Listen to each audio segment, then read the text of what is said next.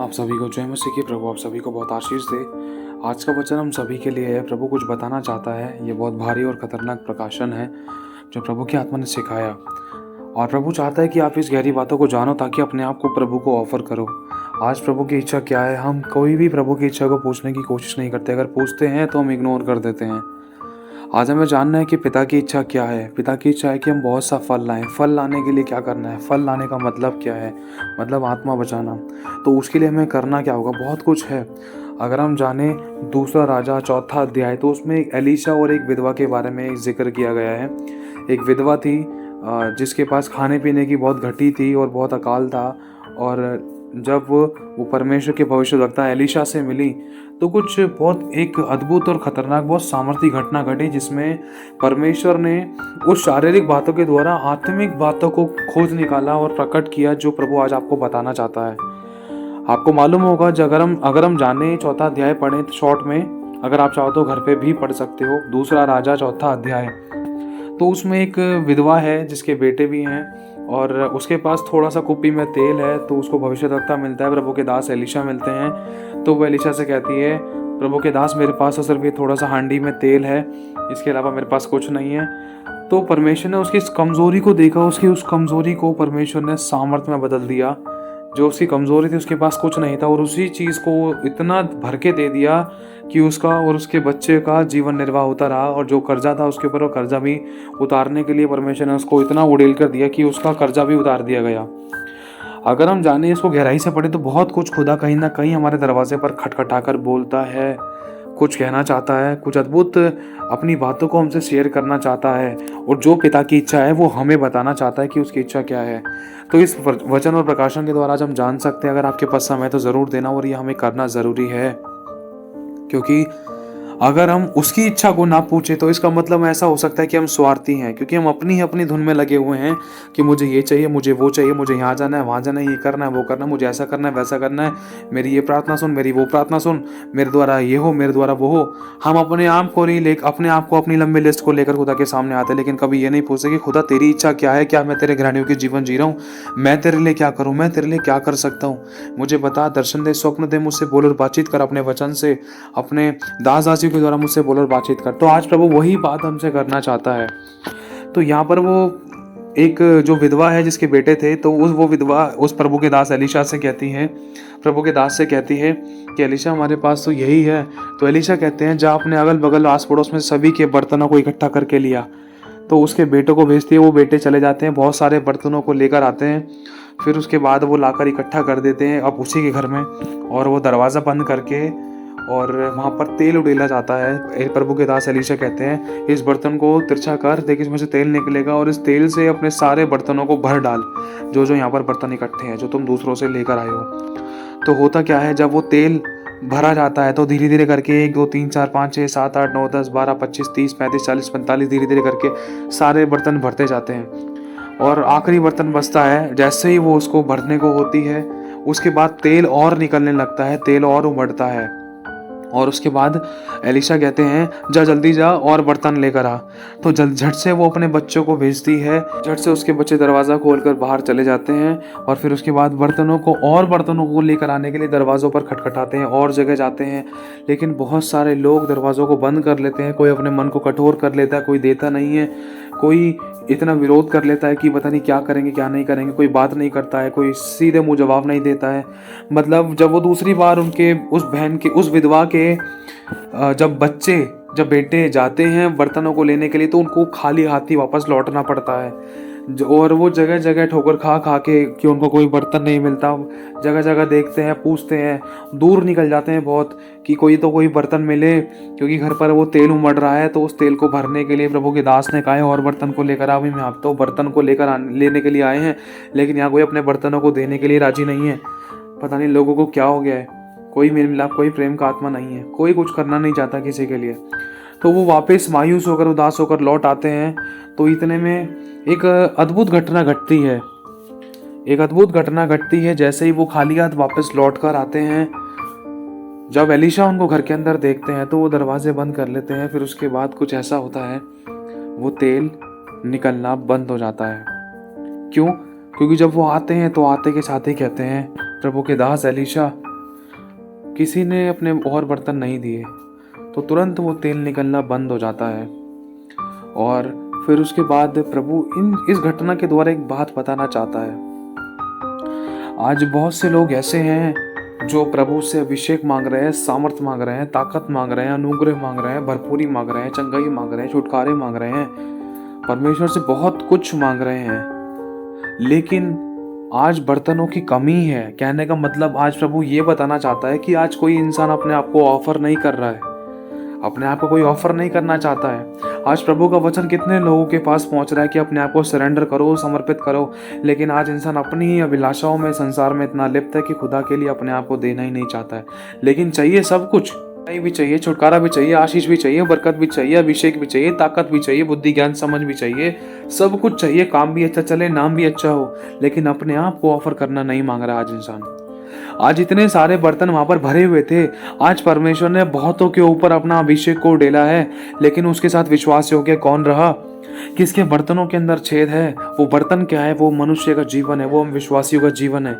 और वो तेल क्या है? वो परमेश्वर का असीम धन है, वो असीम सामर्थ्य है जिसमें सब कुछ है मेरे भाई और बहनों। और वो लड़के कौन है जो बर्तनों को ढूंढने के लिए गए थे? वो सुसमाचार प्रचारक हैं जो प्रभु के बारे में बताने जाते हैं कि आओ अपने आप को समर्पित करो, उस प्रार्थना के घर में आओ, वहाँ प्रभु का दास है, प्रार्थनाएं होंगी, आपके छुटकारे होंगे, आपकी जिंदगी में वो तेल आएगा, अभिषेक आएगा, सामर्थ आएगी, जिसके द्वारा आपकी तकलीफें, आपके श्राप, आपकी परेशानियां, आपके कलेश, आपके दुख, आपकी बीमारियां मिटाई जाएंगी, खत्म की जाएंगी। लेकिन आज इंसान अपने आप को समर्पित करना नहीं चाहता है।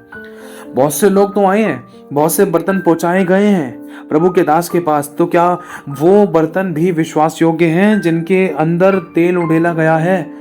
मेरे भाई और बहनों, याद करो एक बार उत्पत्ति का समय, खुदा बाप ने उस दिन से लेकर आज तक चोटी खाई थी।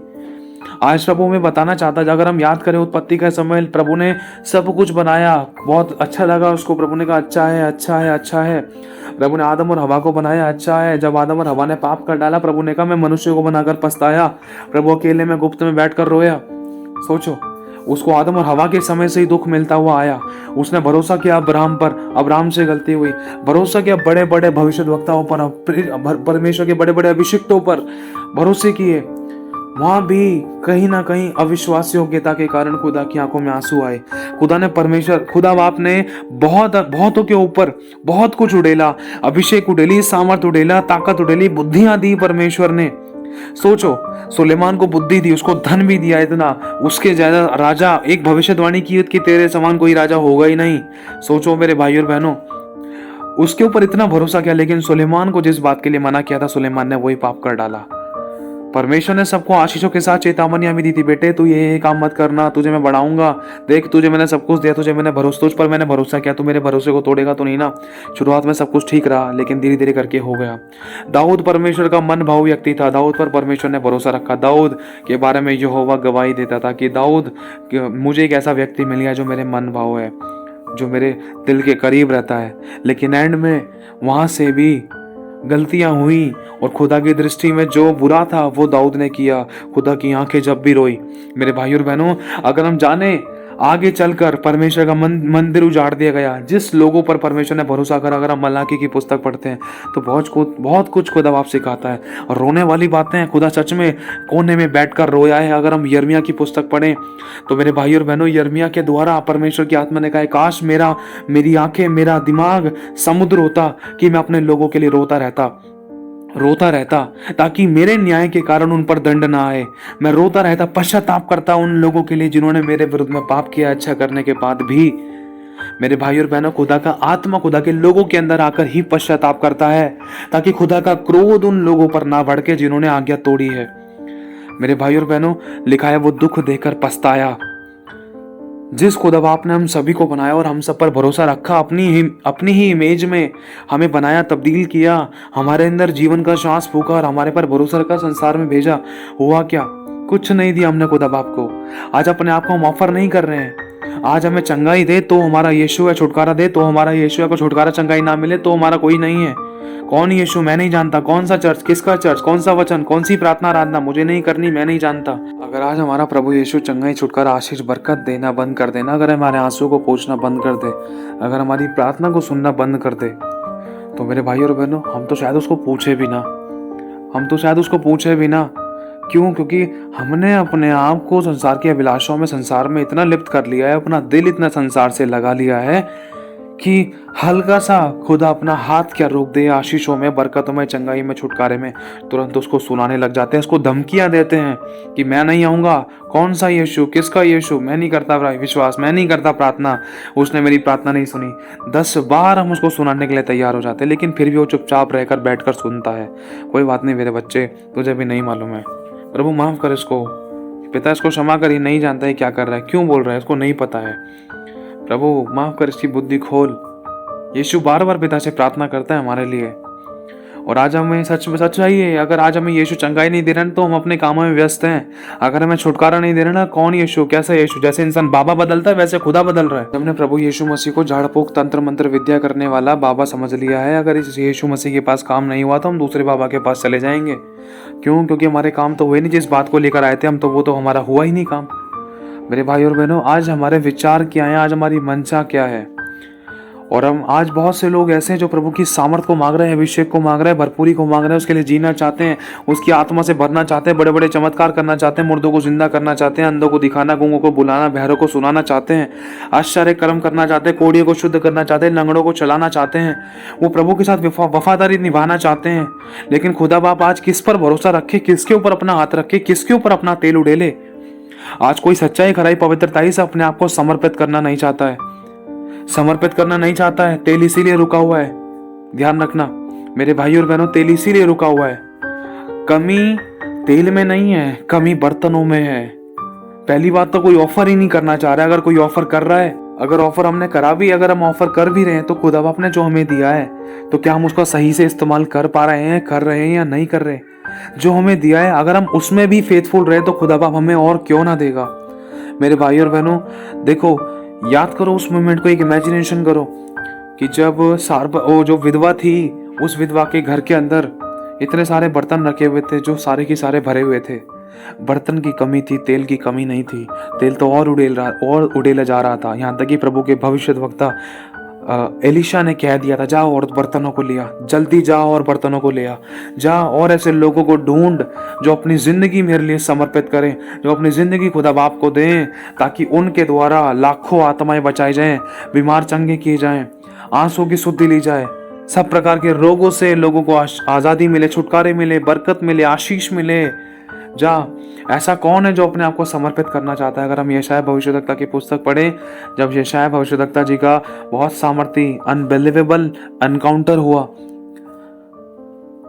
हालात और परिस्थिति बदल गए उस दिन से उनकी। क्या हुआ कि वो कनेक्शन में थे प्रभु के साथ, तुरंत प्रभु की आत्मा ने उनको बहुत खुला दर्शन दिया, और उस दर्शन में प्रभु के सिंहासन को प्रभु के उस दास ने देखा जिनका नाम यशायाह है।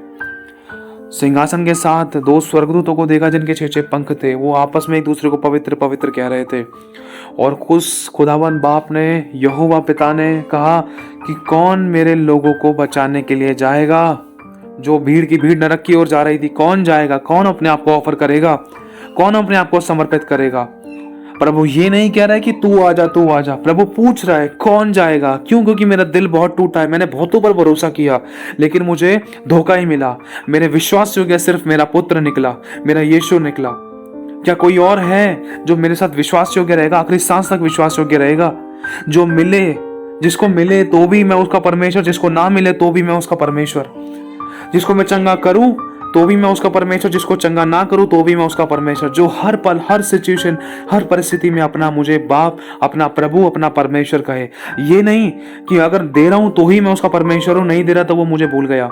ऐसा कौन है जो अपने आप को पूरी तरीके से मुझ में समर्पित करे, चाहे मैं उसको दूं या ना दूं, तो भी अपने मुंह से मुझे यही कहे कि तू मेरा परमेश्वर है, तू मुझे चंगा कर या ना कर, तू मेरा परमेश्वर है। तू मुझे आशीष दे या ना दे, तू मेरा परमेश्वर है। तू मुझे छुड़ा या ना छुड़ा, तू मेरा परमेश्वर है। मेरे भाई और बहनों, वो खुदा बाप अपने लोगों को इस दुख में देखकर खुश नहीं हो सकता।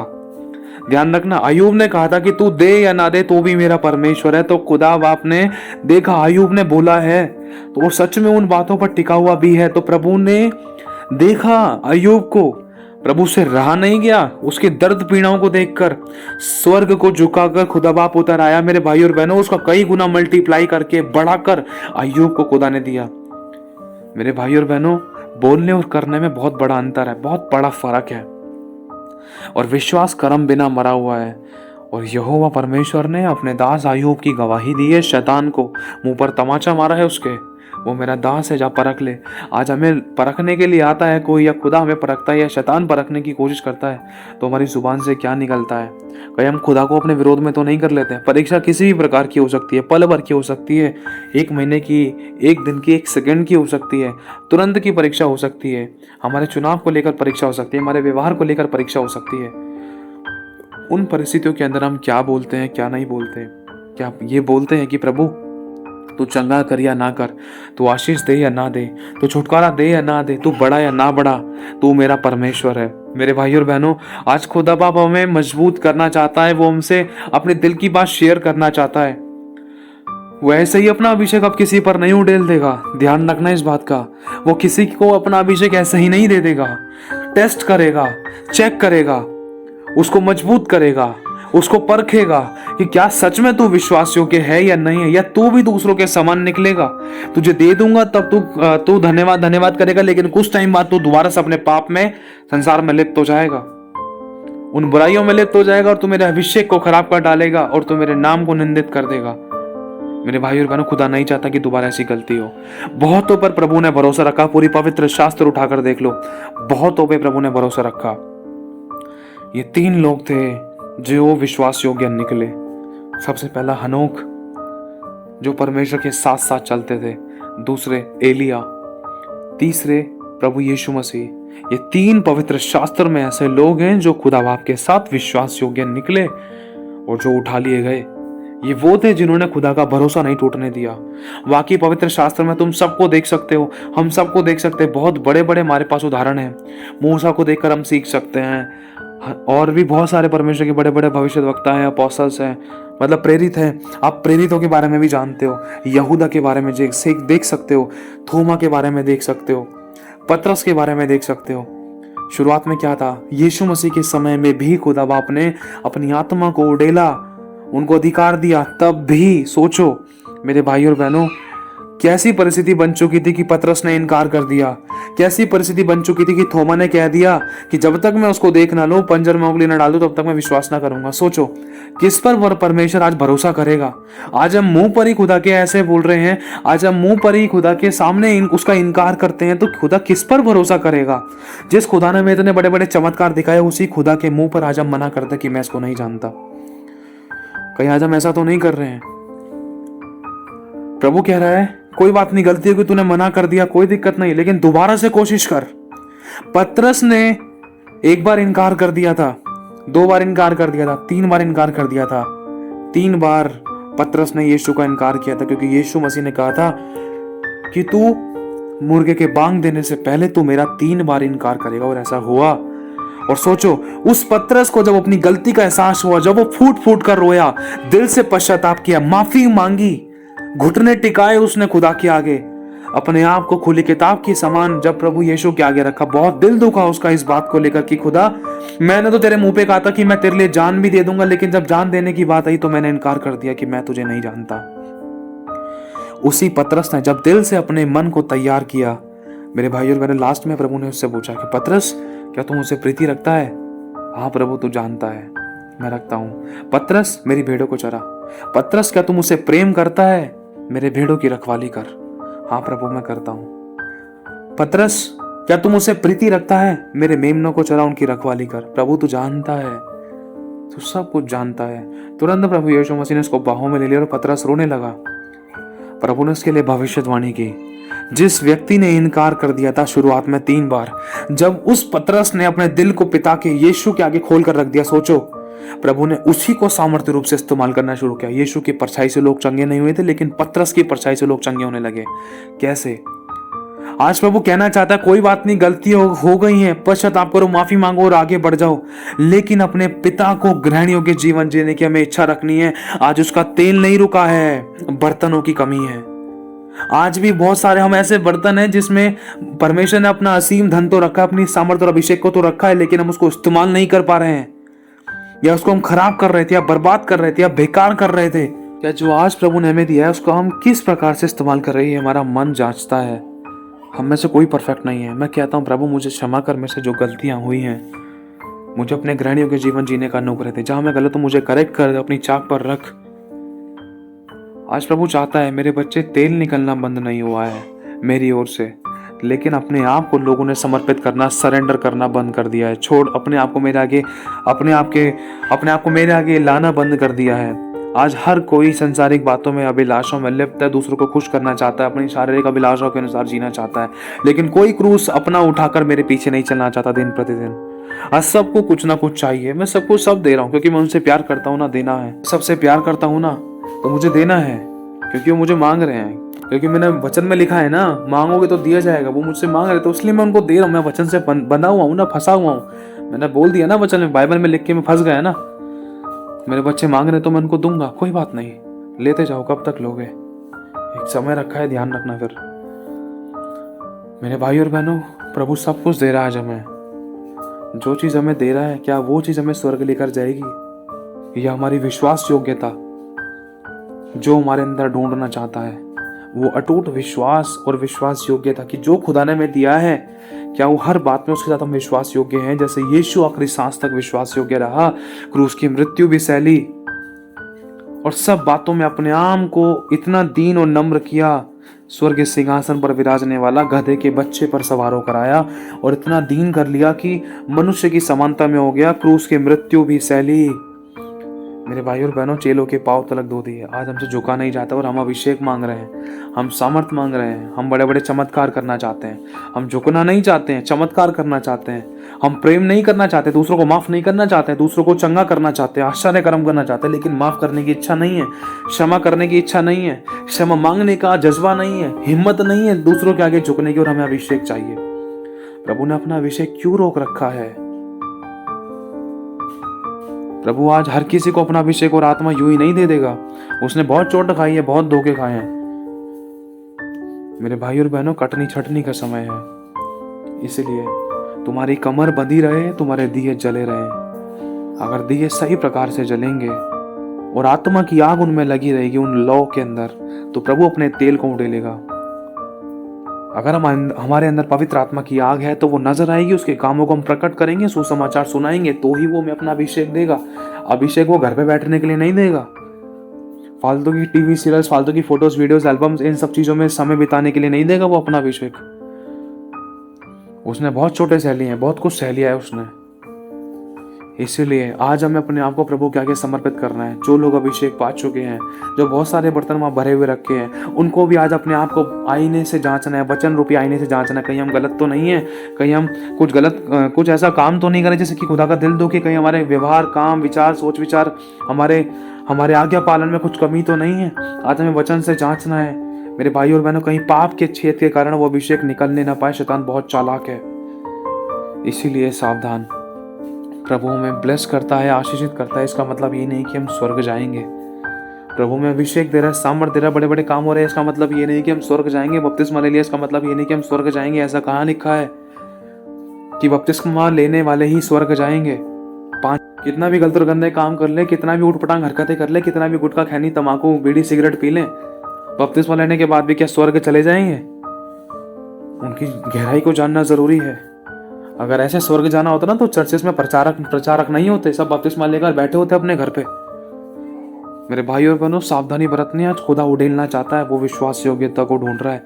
किसके अंदर विश्वास योग्यता है कि उसके ऊपर मैं अपने उस तेल को उड़ेलूं जो अभी तक किसी के ऊपर नहीं उड़ेला, जिसके द्वारा मैं अपनी महिमा सामर्थ्य रूप से उठाऊं। क्या वो तू है? अगर नहीं तो अपने आप को तैयार कर, मैं बहुत जल्द आने वाला हूं।